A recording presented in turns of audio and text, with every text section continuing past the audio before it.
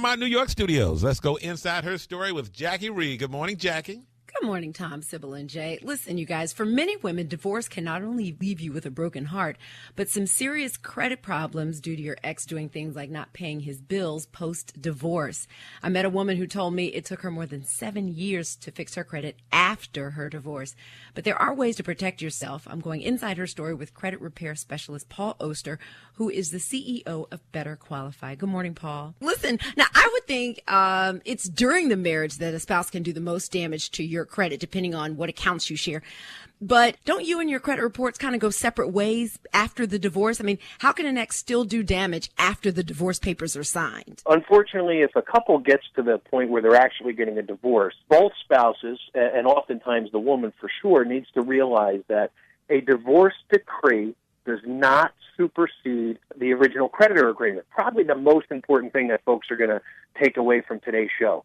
What that means is if a judge orders a spouse to pay all of the credit card bills and their joint accounts, and let's say there's $100,000 worth of debt in those credit card bills, and the woman says, okay, well, if he's going to pay that, and that offsets some of the other monies in the marital settlement agreement, she doesn't take as much from a savings account or a 401k because he's responsible for $100,000.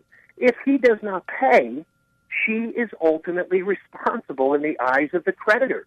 And it's an amazing thing. They don't care what the judge says. If you have joint accounts, it is imperative that they get closed immediately, they get separated, and they get paid. You cannot take his word for it. Obviously, if you're going through a divorce, there were problems already. We see the damage every single day, and I listen to women pouring their hearts out, but the judge said. And it's an amazing thing to me that more people do not realize that. Now, is it mostly women that you hear from in these types of situations? Because a lot of women still let their husbands handle the finances and really don't get involved in that. Do you still see that happening? Very large percentage of our clients have come through a divorce, and oftentimes it's the woman who suffers more. Maybe she only has the joint accounts with her husband, and her husband may have other individual accounts. And once the divorce goes through and those accounts get closed or they go into default, now it's a tremendous undertaking to try and reestablish the credit, settle the debt, and move forward in her individual credit life. This may sound crazy, but what happens to the credit if the couple decides to get back together? Then they would both be responsible at that point in time. It won't get any better.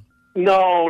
It doesn't. It doesn't have any effect. The marital status has no effect on credit, other than the fact that you may have joint accounts, together. So I speak all the time in front of groups, and I just tell them, congratulations, you're moving forward. You're going to get married, but you don't have to be married with credit. You can get the same credit cards, just get individual accounts, and you can pay those accounts out of a joint bank account. It's much easier to separate a bank account than it is credit card accounts. Paul, where can we get more of your tips on all types of credit issues? What's your website? It's betterqualified.com. Paul, thank you so much. All right, ladies. It's cheaper to keep them. You said it, not me, Tom. .com. Paul, do you think prenups are smart? If you don't have a lot of money?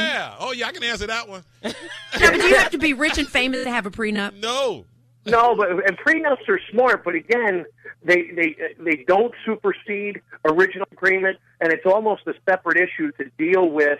A prenup will not protect you against credit card default.